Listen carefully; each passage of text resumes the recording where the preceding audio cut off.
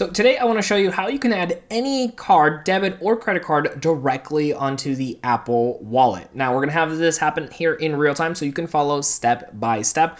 One thing I do want to note though is there are some limitations on some cards, very small number, that might not work throughout this process. If that's the case, it is on the back end with that card itself. But for the majority of cards, this will take you right through this. Now stick around because I'm also going to show you the entire full guide of how to utilize the Apple Wallet. If you're curious on learning more, I'll have that at the end here for you. So let's go ahead and swap over here so you could just see the screen in its entirety. And we're going to go ahead and load up our Apple Wallet app, which is going to look like this. You can also search for it if you needed to by just typing in wallet.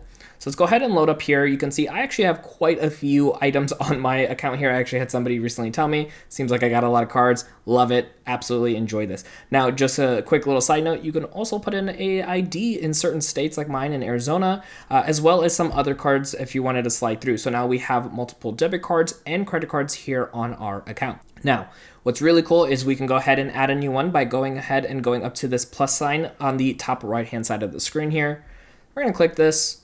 Takes a few moments to load up, and then you're going to see a whole plethora of options here for us. What's nice is if you had a card on here before, it's going to go ahead and allow you to kind of skip through a few extra little steps here, but it'll go through and it'll let you know which ones are available. And then you can see here where it says debit or credit card. So if we tap on that, this is going to ask us if we want to go ahead and scan in our additional card. So what we're going to do is hit on continue. And what it's actually going to do, and you can't see it on my screen just because it is actually automatically blocked out, is that there is a camera now that is activated for you to be able to scan the code on your card so you don't have to sit there and type it all in. Typically, this will get the full 16-digit code as well as the expiration date and possibly the CVV number if it is currently all in the same space. Now, if for any reason you can't scan it or your camera can't focus, like mine sometimes, I get a little irritated when that happens, you can go ahead and, of course, click on that bottom part here that says enter your credit details manually. So we're going to go there for a second.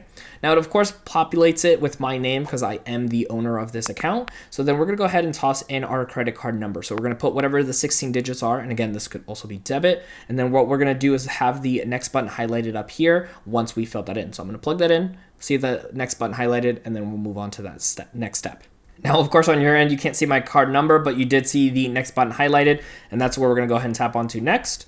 And this is going to ask for the expiration date as well as the security code. So once we plug these two items in, you're going to see this next button highlighted, and we're going to go ahead and click on that to go again to the next step of this process. So right over here, we went and clicked on next, and you can see here it's now actually contacting the card issuer. So this in the moment is actually happening in real time for us. You see the terms and conditions pop up right over here. On the right-hand side, we can click on the agree.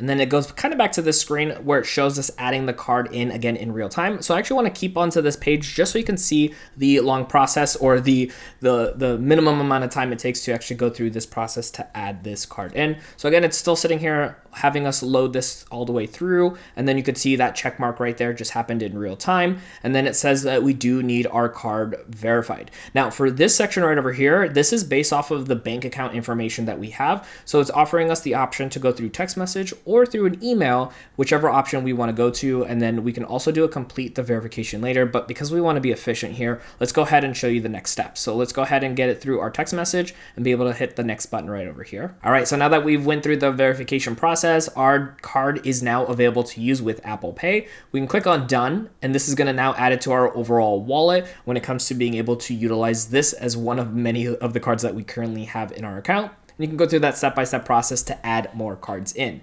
Now, like I mentioned earlier, I went through and created a full guide tutorial for using Apple Wallet so you can learn everything there is about it. So I'm going to have that video right up here on screen for you so you can keep on learning and managing your finances.